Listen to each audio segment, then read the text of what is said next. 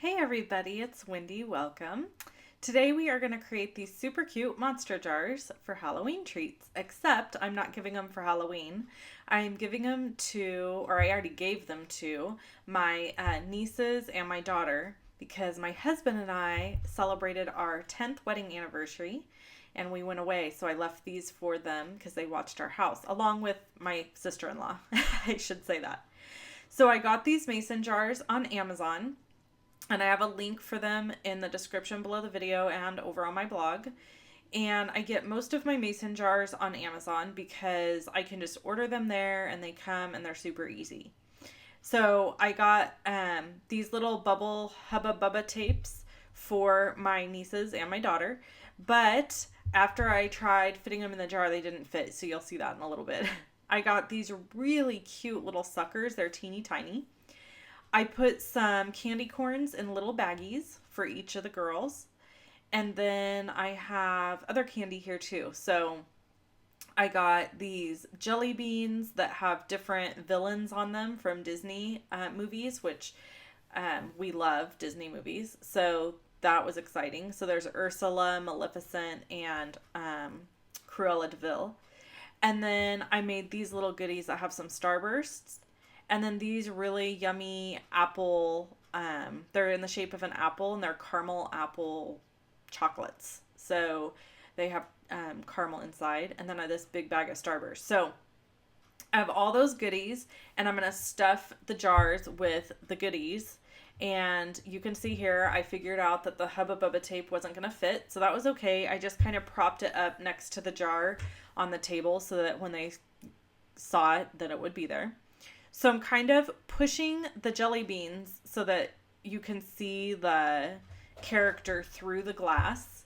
And then the rest of the stuff I'm just tucking into the jars behind it. And I'm going to fill each jar with goodies that they can eat on over the weekend. So my husband and I, as I said, we're celebrating our 10-year wedding anniversary and we decided to go away to Tahoe. But I have chickens and dogs and cats and a garden, and I can't just take off and leave. It just doesn't work. So my sister-in-law graciously agreed to come stay at my house with her two children while we left for just 2 days. We've never done that because we just haven't. We've never gone anywhere without my daughter. So this is our first time going somewhere without my daughter.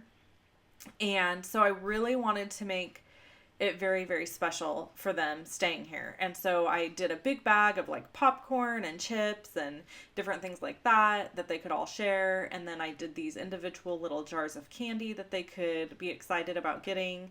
And I just did fun stuff. I got them like a little water color thing for each of them that they could sit in watercolor, maybe give my sister-in-law a little break.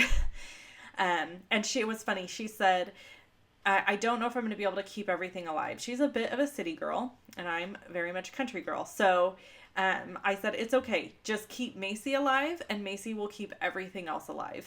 Macy's my daughter. So I know I'm filming this before I'm leaving, so I know she's going to do a great job. You're seeing this on Monday after we've already gone on our trip. But anyway, so I made them each one of these, and I got a comment the other day on my blog, and I just wanted to, I might have been a YouTube channel, video. I wanted to just clarify a couple things. So somebody asked what being an affiliate of Amazon is and why I shop on Amazon for so many things that you can get in a regular store. So the answer is this. Being an affiliate simply means that if you purchase stuff from Amazon using one of my links, I get a little kickback. It's not a huge amount of money. It's just a little something. The reason that I'm an affiliate is because I use a lot of stuff from Amazon because I live in the country. So I don't have a Target or I have a Walmart, but it's not a huge one. It's a pretty small one. I don't have like a Michael's or a Joann's or any of that stuff near me. So that's why I use Amazon for so many things, like my mason jars. So I wanted to show you this little gift that I got really quick before I went on. This is from a longtime YouTube follower and friend and customer. Grandma Babe is what I call her. And she sent me this engraved bone folder with my name on it. And I thought it was one of the sweetest things I've ever received from a customer or follower. And she attached that cute little card. And I just wanted to give her a shout out and tell her thank you so much. I absolutely love it. So it will be in a lot of my videos you'll see from now on. Okay, so what we're going to do now is create tags for these jars because I simply could not give a jar without a tag on it. So I've piled up all of my paper here, and I'm using the Halloween Nights Designer Series paper, and it's got this fabulous black paper that has like silver foil. And I've stacked them all up and punched them all at one time using my Crop-A-Dile. And then I'm going to trim them out with my scissors here at the bottom to make them like a flag or a tag or however you want to call it. The Crop-A-Dile you can also find on Amazon. Stampin' Up! No longer sells those. The one I have is from Stampin' Up!, but I know lots of people have purchased them from different craft stores or online or whatever. So I do have a link on Amazon for a Crop-A-Dile. They're fantastic. We use it to cut holes in belts. Like if my husband needs another belt loop or a hole in his belt, then we do that. I've used it on tin cans to chomp a hole through like a soup can and then tie ribbon. So they come in really handy.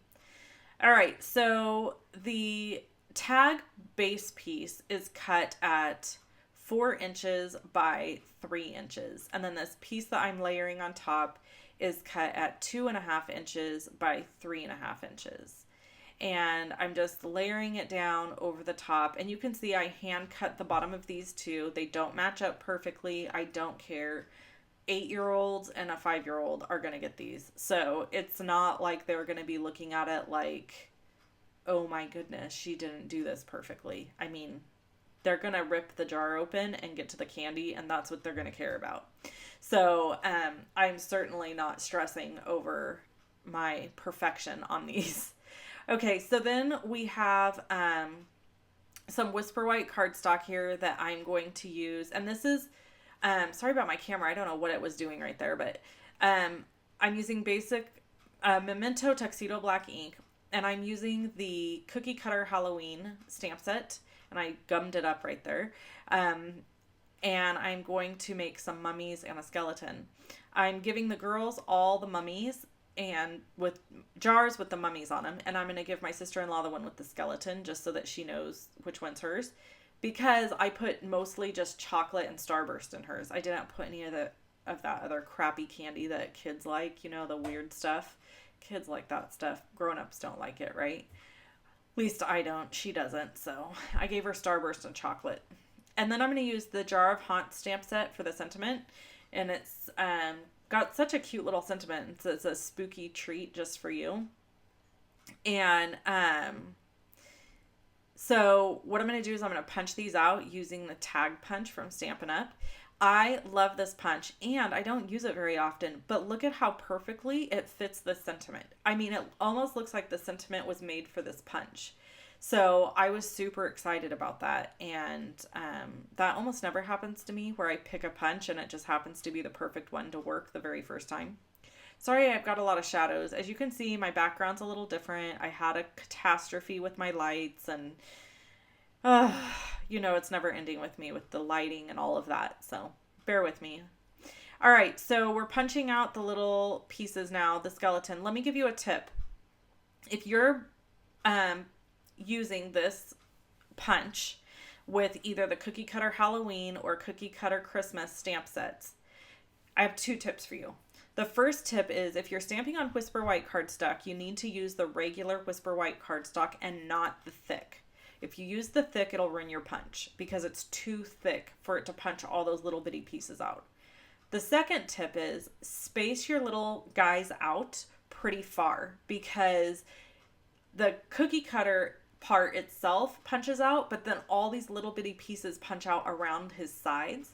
So if you stamp him too close together, you're going to end up punching pieces of the next little guy out of himself, if that makes sense. So just make sure you do really good spacing on these guys if you're creating multiples.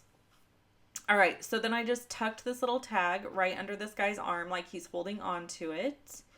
And then I went ahead and I quickly added some candy dot, or these aren't candy dots. These are enamel dots, and these are the Halloween ones. They have purple. It's actually, I think, Wisteria, Wonder, Old Olive, and Pumpkin Pie, I think are the colors, but I love them, and they come all in one package. All those colors come in one package, and I just love adding little stuff like that.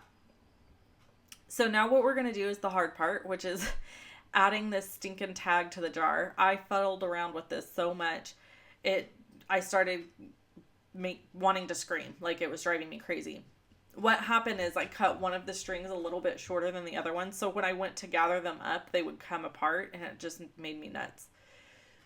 So I ended up pulling them through here and just pulling it all the way off the jar and getting it put through and then adding it to the jar. You'll see that here. So the other thing I haven't used yet from our catalog were those cute little tassels that are in the Stampin' Up! Holiday catalog. And I hadn't had a chance to use those on anything yet. I tried them on something and it looked kind of weird. So I was super excited because I was able to use them on this jar and it came out great. So after I got them both pulled through the little holes, you can see here, I pulled it tight and laid the jar down.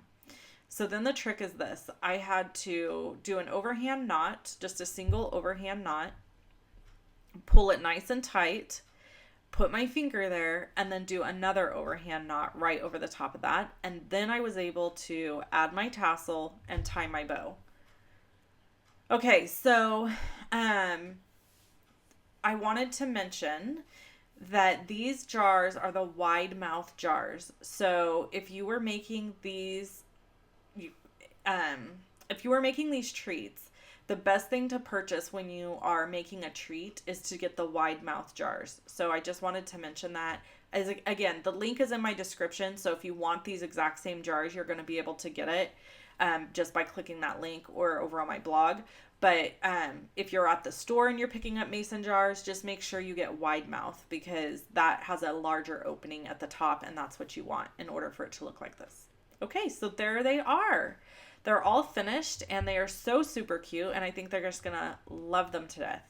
So I hope you enjoyed this video, and if you want any of these Stampin' Up! Products, please just head over to my blog, click the link or the images, and you'll be able to purchase them in my online store. You can subscribe to my channel by clicking subscribe, and you can also give me a thumbs up and like this channel. Thanks so much for hanging out with me, and I hope you have a fantastic day. Bye-bye.